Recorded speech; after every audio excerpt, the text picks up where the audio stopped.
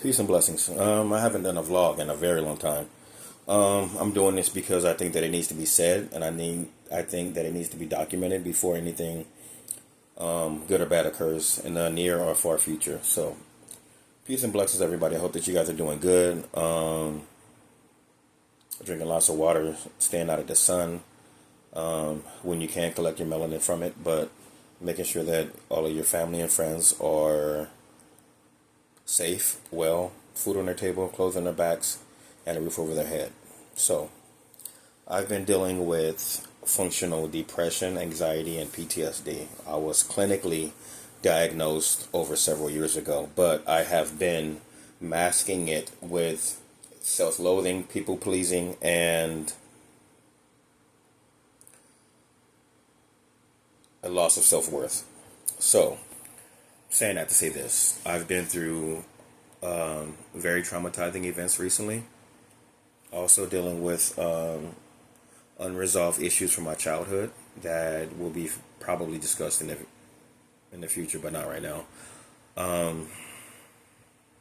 For those of you guys that have stuck with me through this whole journey, the ups and the downs, I could never ever in a lifetime pay you back for that, but I tremendously love and respect you. For those of you that know and understand my trials and tribulations, especially the last 2 years, thank you for the the blessings and the lessons. Even if you weren't good for me, it was a lesson that I needed to learn and I needed to equip myself with. And if you were a blessing, inshallah, God bless you. I was very depressed. I thought about a lot of bad things. I had a lot of ideations, which means I had a lot of thoughts. I won't discuss those things right now, especially online, but when I can manifest the words to describe how I felt, I will deal with them.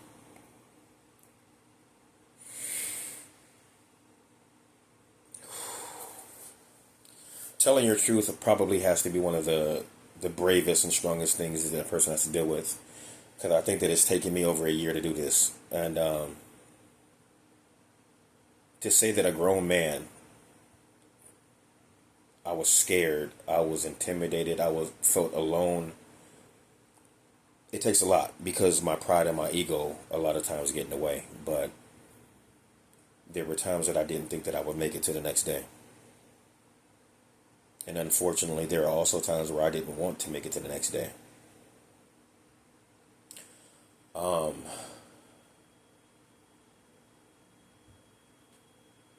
I don't know how. I can say God, I can say perseverance, I can say consistency, but I'm going to be like 1000% honest. There were days where I barely made it by the skin of my chin. Like I called my best friend and was like, "This is it. I'm done. I'm done." I called my brother. "Hey, bro. Hey, God bless you. Whoop. These are my numbers. This is my my medical history. Like, this is it. I'm good. I don't want to hurt anymore." I didn't. I did not want to feel the feeling that I had for days, weeks, months. Like, I did not want that anymore. I felt like it would be a lot easier to just not hurt anymore. I don't want to say those words or those phrases because I don't want to trigger anybody that has gone through what I'm going through, that has been through what I'm going through right now, and I don't want that to be something that is celebrated or anything like that. So I'm going to refuse to say those words or phrases. I'm trying. It's hard to be a black man. It's hard to be consistent. It's hard to be positive. And in 2025, you get blamed for even being yourself. I've been called everything in the book for standing up for myself, for having boundaries, for having morals, for having principles. You get called short, gay, broke, stupid, all kinds of things because you refuse to go along with the program that is demonized in American society.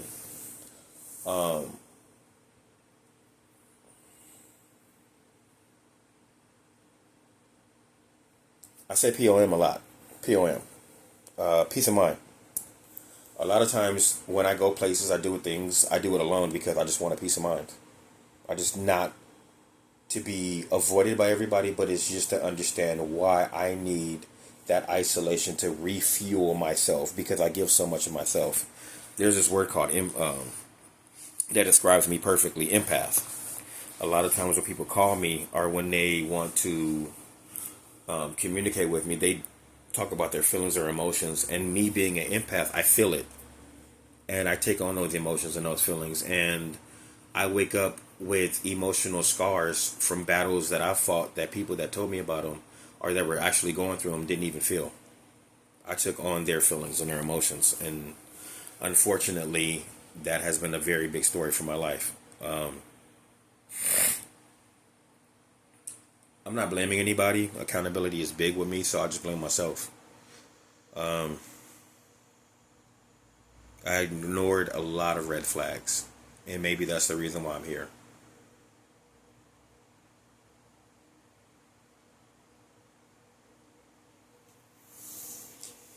So, with that being said, I went to the post office today to mail my son off a gift, and the black man behind the counter said, "Hey man, I got a lot of things that I'm going through, but I'm just happy that I'm alive." And I responded like instinctively with, "I'm just glad that I woke up on this side of the dirt." And I don't know if it's AA, NA, depression, anxiety, whatever the case may be. He looked at me and he knew exactly what I meant. And I knew looking at him as a black man, we've both been to that level of, damn, I could have almost not been here. So to the men, the women, the children, the elderly that are courageous enough to look themselves in the mirror and say, I'm glad that I'm still here, thank you. Because I'm glad that you're still here too. I'm glad you're still alive. I'm glad you're still breathing. Because in one way or another, you motivate me to be better. That's not the only reason I have you in my life, because I genuinely love you guys, but you motivate me to be better. And without knowing it, a lot of people have been the sole reason why I didn't give up certain days. Thank you for that. God bless you guys. Please take care of yourselves. Love your kids. Love your moms and your dads. Love yourself. Please love yourselves. And love the fact that tomorrow's not here yet, but you're going to be here. Take today as a gift. It's a present. God bless you guys. Peace.